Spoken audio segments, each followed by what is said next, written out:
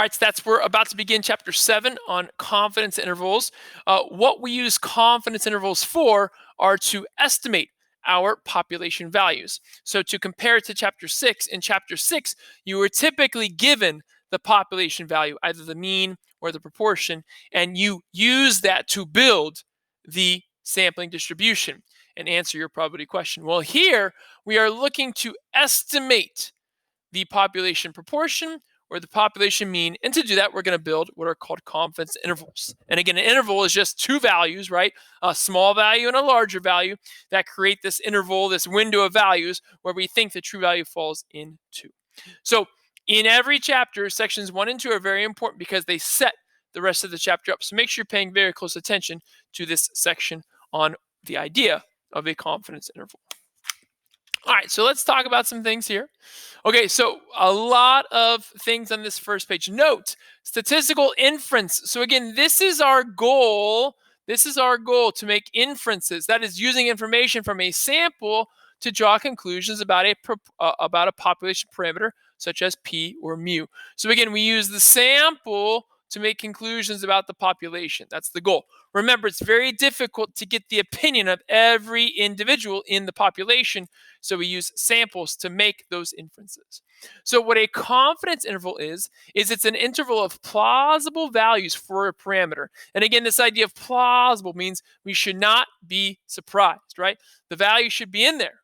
If it's not in there, we should be surprised. But we think it's going to be in there. Plausible values, okay? So that's what this confidence interval is. Note, we use an interval of plausible values rather than a single value estimate to increase our confidence that we have a correct value or parameter. It's very difficult for me to say, hey, I think the mean is 67.8, right? But if I tell you, hey, I think the mean's somewhere between 65 and 70, then I have a better shot of actually being right, okay? So again, we use this idea of an interval because one value is just too difficult to pinpoint. So with every confidence interval comes a confidence level, this C. It's a percentage, and it gives the long-run success rate of confidence interval calculated with C% confidence, the long-run success rate. So again, that is in C% of all possible samples, the interval computed for the sample data will capture the true parameter. In C% of all possible samples, the interval will capture the true parameter. And again, for the most part, we use a confidence level of 95%. And again, if you think about this idea, right, what's 100 minus 95? That's 5%. Remember, we use 5% as that threshold for convincing evidence. So the idea is that we think that our true value will be in there 95% of the time. But if it's not that 5%, then we should, think twice, right? That's that idea. Okay, so just trying to tie things into it. Okay. All right, so we need to know how to interpret a confidence interval. So pay attention. How do we interpret a confidence interval? So we're going to say verbatim, right? To interpret a C% confidence interval for an unknown parameter, we say, again, starting here, we are C% confident the interval from blank to blank captures the true proportion, true mean, blah, blah, blah, blah, blah. This is verbatim how you're going to do it. Make sure that if you are doing a mean, that you include units, right? So if you're trying to find the mean length of something, these numbers probably have units like inches or feet, okay? And again, caution, when interpreting a confidence interval, make sure that you are describing the parameter, not the statistic. Remember that for the confidence interval, we're trying to capture the parameter. So we use the sample value to get this confidence interval, but the confidence interval is meant to estimate where the parameter might be, okay? So be aware of that. All right, lots of words I know. Let's get on to the problems. Okay, so example 1, how many steps? A large company is concerned that many of its employees are in poor physical condition, which can result in decreased productivity. To determine how many steps each employee takes per day on average, the company provides a pedometer to 50 randomly selected employees to use for one 24-hour period.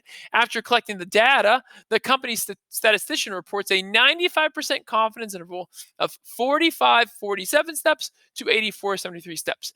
Interpret this confidence confidence interval.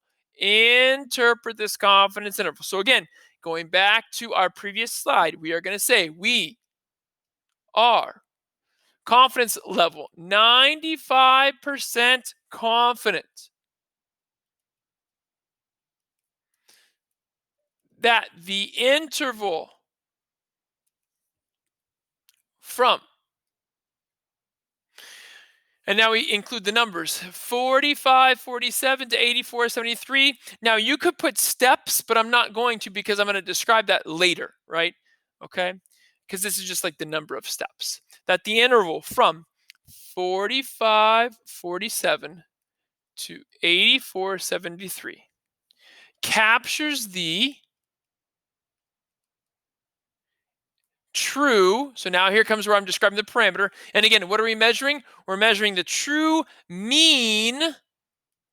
It's mean because it says on average, number of steps, right? That's what those numbers represent, number of steps taken per day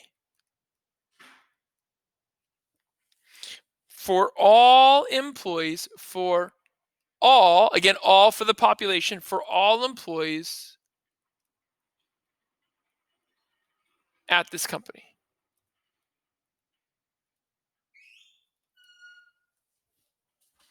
Okay, so again, when you look at interpreting the confidence interval, it's again the parameter. And what I'm saying here is, hey, I think with 95% confidence that the true mean number of steps is somewhere in between there. So it could be 5,000, it could be 6,000, it could be 7,000, somewhere in there. Again, I'm giving you this interval, this window. I don't know what the exact mean number of steps per day is, but I'm telling you it's somewhere in there. It's giving you a ballpark.